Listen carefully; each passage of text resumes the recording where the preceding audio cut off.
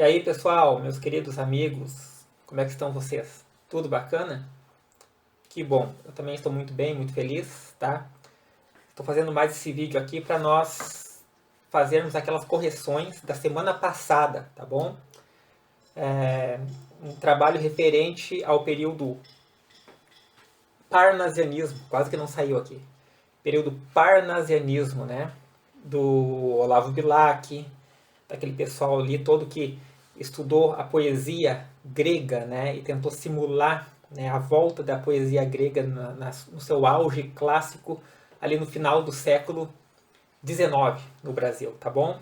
Vamos ver aqui então a o nosso texto, né, as perguntas que eu havia deixado para vocês. Deixa eu tirar a webcam daqui para mostrar o computador. Beleza, acho que agora vocês estão vendo aqui a tela. Aqui estão já as perguntas com as respostas, para eu não me demorar muito no vídeo, né? Para que eu faça um vídeo mais objetivo. Eu já coloquei as respostas em vermelho, estão todas aqui, né? E agora nós vamos apenas comentar elas com base nesse texto aqui, que é o texto que eu havia deixado para vocês. Tá legal? Esse aqui então é o nosso texto, né? Que fala sobre os elementos estéticos na poesia parnasiana. Olha aqui, ó. Elementos estéticos na poesia parnasiana. Muito legal esse assunto, é um dos meus assuntos favoritos, porque eu curto muito a poesia caprichada, bem rimada, uma boa escolha de palavras, né? Lembrando que poesia é a arte de combinar os sons semanticamente. E poesia e música tem tudo a ver. A poesia, na verdade, é uma música com palavras, né? Que em vez de você usar timbre dos instrumentos musicais, você usa as palavras. Então nós temos aqui o texto, né? Não vou fazer leitura dele, mas nós iremos fazer retomadas nesse texto aqui de forma constante para responder as perguntas sempre com base no texto, tá? Isso facilita para vocês e também é uma questão didática muito boa que eu gosto de fazer. Vamos para a pergunta então? Primeira questão nós temos aqui, número 1. De que forma os conceitos da poesia parnasiana que nós estudamos no texto se aplicam ao poema Vaso Grego? Tá? O poema Vaso Grego, né, é deste cara aqui, né? Talvez o poema mais famoso, ou seja, o poema que melhor apresenta o parnasianismo é esse aqui, Vaso Grego. Vou fazer uma breve leitura nele para que nossa aula seja completinha, né? Vaso Grego. Esta de áureos relevos, trabalhada, de divas mãos, brilhante copa, um dia, já de aos deuses servir como cansada, vinda do Olimpo, a um novo deus servia. Era o poeta de Teus que eu suspendia, então e ora repleta, ora esvazada, a taça amiga aos dedos seu tinia, toda de roxas pétalas colmada. Depois, mais o lavor da taça admira, toca e do ouvido aproximando-a as bordas, finas as dele ouvir, canora e doce. Ignota voz qual se da antiga lira fosse a encantada música das cordas, qual se essa voz de Anacreonte fosse. Tá? Nós temos aqui algumas diferenças, né, no palavreado, na linguagem usada pelo poeta, né, característica do final do século XIX, e também existe um aprimoramento vocabular muito peculiar do parnasianismo. Tá? Áureos relevos, né, áureos de ouro, dourado, né, e ao mesmo tempo transcendental. Né? O ouro representa aquilo que havia de mais nobre, não apenas no plano material, mas também no plano da espiritualidade, né? Ou seja, da elevação intelectual, aquilo que há de melhor, os melhores aprimoramentos poéticos e artísticos estão aqui. Né? Relevos, né? Contornos, ou seja, aqui remete um pouco da questão estilística também. Né? A palavra estilo vem do grego estilos, que era uma ferramenta utilizada para aplicar relevo nas molduras, nas obras de arte, nas esculturas, né? Seria uma espécie de estilete. E o relevo, né, então mostra o capricho, né? O capricho nos detalhes. Não dá para falar de cada palavra aqui, né? Nós temos aqui alguns elementos da mitologia grega, no caso o Olimpo, né, que todos conhecem, estão acostumados, o monte da Grécia, né, onde os deuses então habitavam. A um novo deus servia. Notem que esse deus aqui está com D minúsculo. Por quê? Porque se refere ao poeta, né? Poeta. O poeta aqui é comparado a um deus com D minúsculo, mas ainda um deus, né? De Theos, né? Theos aqui é a própria palavra Deus. Note que agora Theos com T maiúsculo. Theos significa Deus no grego, tá, pessoal? Era o poeta de Theos que o suspendia, né? Suspendia, segurava o vaso, estava suspenso, né? E aí vai então aqui falando, né, de várias roxas pétalas, né? Pétalas. Lembrando que o roxo, assim como o vermelho, ele tem essa conotação, né, de capricho, sensualidade, força, uma cor quente, né? Depois, mas o lavor da taça admira. O que é lavor? A palavra lavor é um metaplasmo, né? Um pré-metaplasmo da palavra labor, que vem significar trabalho. Então veja que o poeta admira o trabalho, né? Ele admira o seu próprio trabalho aqui. E é exatamente isso que é admirado no período parnasiano. É uma arte, né, quase que um artesanato, porque na arte nós temos apenas a obra-prima como fonte de admiração. E o artesanato, não, o artesanato você admira não só a obra em si, mas também o trabalho que deu para compô-lo, para fazê-lo, né? E notem que na poesia parnasiana, o trabalho dos poetas era e é muito admirado, tá? Depois nós temos aqui o último terceto, né? Lembrando que isso aqui é um soneto, tá? Como a maioria dos poemas parnasianos, se fazia muito soneto, né, pessoal? Então nós temos aqui um soneto 4-4-3-3. O que é um soneto? É um poema formado por 4 estrofes. As duas primeiras com 4 versos e as duas últimas com 3 versos. Então esse formato 4-4-3-3 é o soneto, beleza? Notem que também a forma da poesia aqui, ela lembra de longe, você olhando um vaso, né? Você não havia pensado nisso, mas eu vou pegar e vou dar um zoom aqui, só deixa eu ver onde eu posso fazer. Vou dar um zoom na imagem aqui para deixar ele mais longe um pouquinho, para que você possa perceber a semelhança que existe entre um vaso e a poesia grega, né? Esse poema aqui, poesia grega não, o poema parnasiano. Olha só o formato que fica isso aqui, ó. Que interessante. Opa, passou, voltando. Deixa eu subir um pouquinho aqui. Tá? Note que existe a semelhança entre a forma do poema e um vaso. Não estão vendo? Né? Isso aqui, gente, certamente não foi algo feito de forma aleatória, mas foi algo planejado. Tá? Embora não se fale muito sobre isso, essas questões suprassegmentais da poesia. Por que suprassegmental? É porque vai além das análises que trivialmente nós fazemos, né? Ela foge um pouquinho daquele espectro de análise que nós estamos acostumados e vai um pouquinho além, analisando inclusive a forma do poema. Depois nós temos, isso aqui se repete, não foi feito apenas no parnasianismo, inclusive o nosso querido cantor Caetano Veloso fez um poema também chamado Sampa, onde ele homenageia a cidade de São Paulo. Se você olhar aquele poema, Sampa, ao contrário, você virar ele, né, de lado, você verá que ele representa, então, as linhas representam a cidade, a capital, São Paulo, vista pela janela onde Caetano Veloso fez esse poema. Então você pode baixar da internet o poema Sampa, até posso fazer um trabalho sobre ele mais tarde, né, o poema a música Sampa de Caetano Veloso, né, que as suas linhas, né, desparelhas representam os prédios da cidade de São Paulo vista pela janela de onde ele estava fazendo o poema. Muito bacana isso, muito legal, mas lembrando que isso aí já era já na Tropicália, ali na segunda fase do modernismo brasileiro, né, pessoal? Uma fase posterior, né? Já quase no finalzinho ali, né? Quase no final, já terceira fase, já, né? Eu disse segunda, não, terceira fase, tá? Quase no pós-modernismo.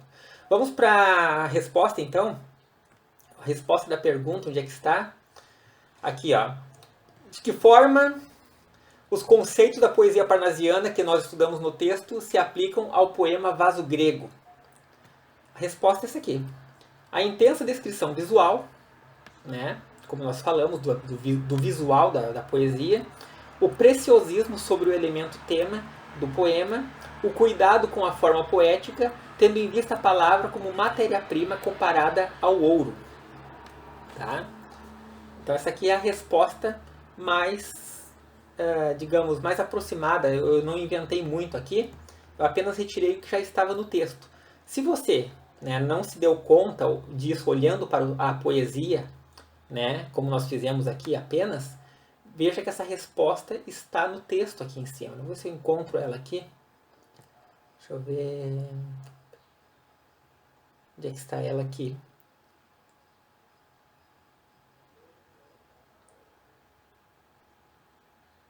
Aqui está, tá? Nesse trecho aqui, então, você tem a resposta para essa pergunta, tá? Ali, ó. Você pode extrair a resposta para essa questão a partir daqui, desse trechinho, tá? Deixa eu ver se tem mais adiante também alguma coisa que contribui. Aqui também eu acho que tem.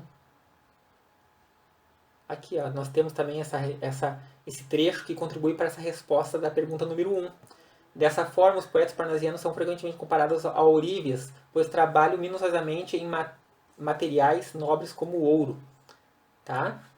Aqui, ó, aqui também, ó, também a intensa descrição visual e preciosismo sobre o elemento tema do poema. Tá?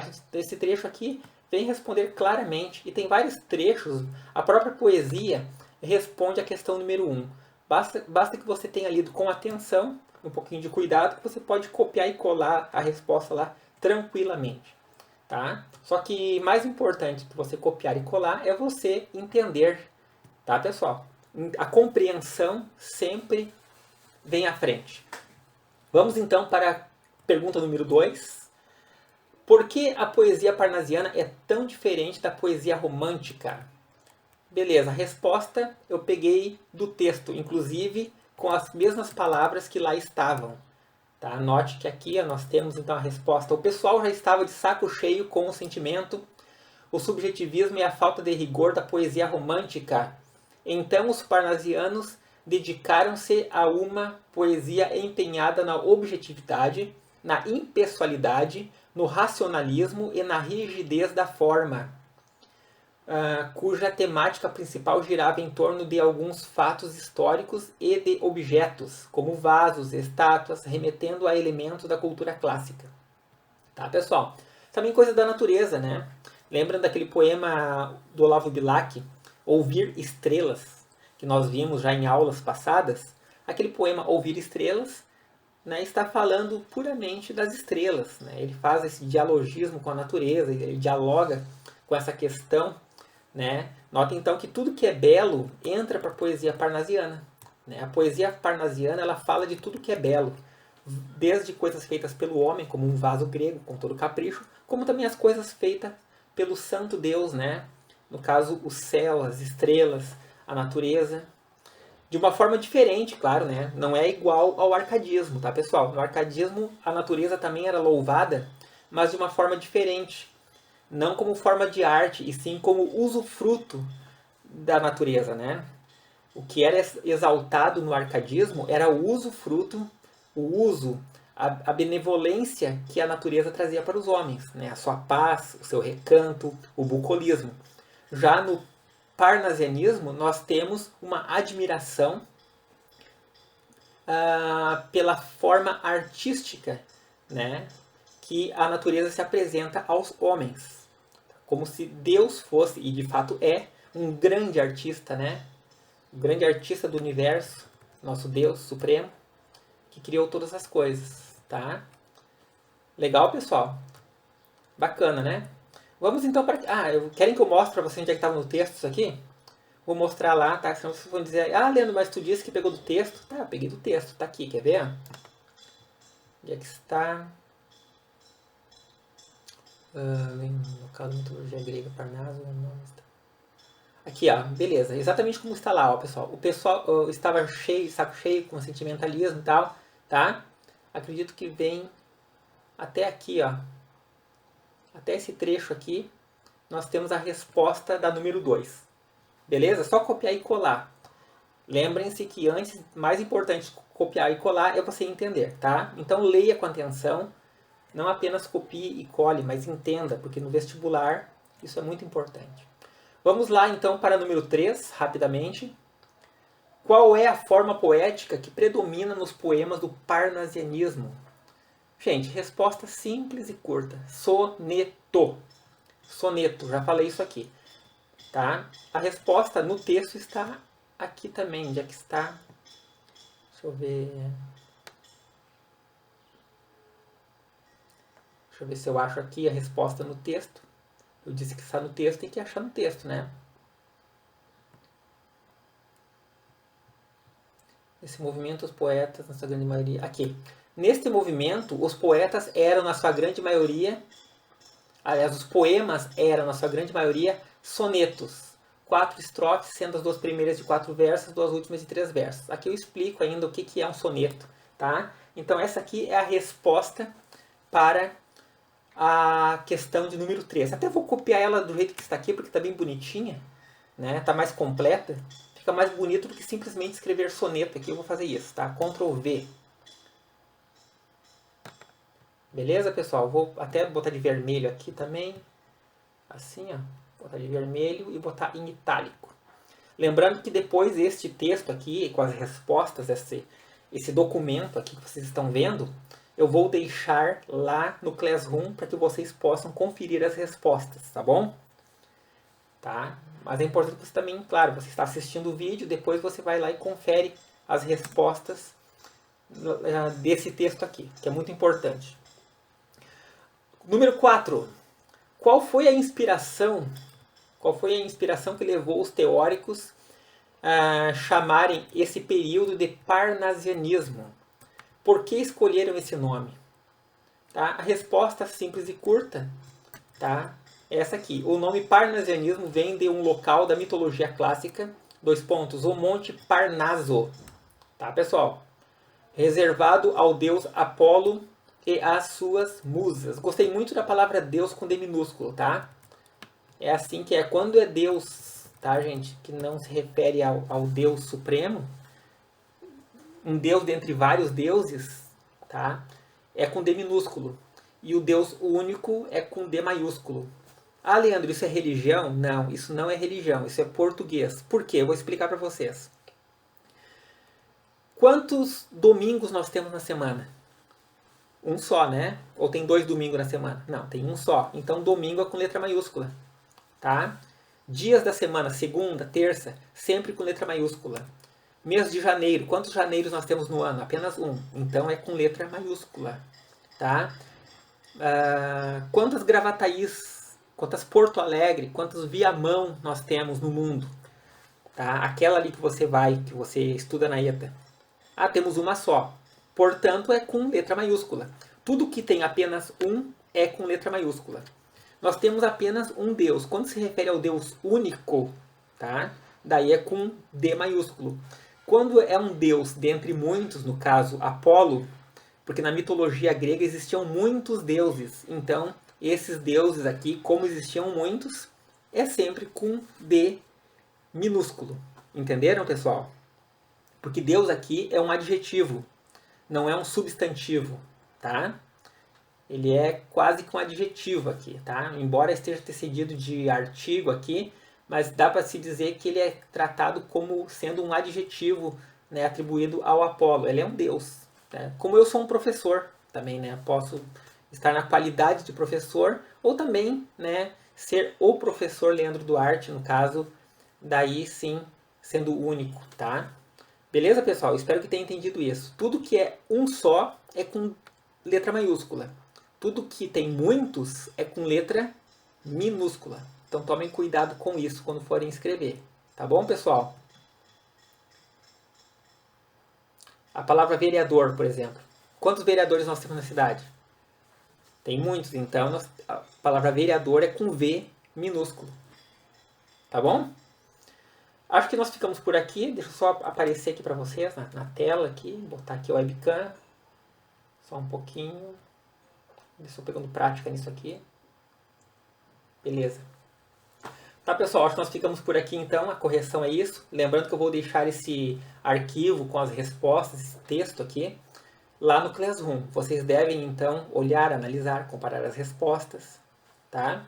Lembre-se que mais importante do que copiar é você compreender e entender e fazer parte, tá, da literatura.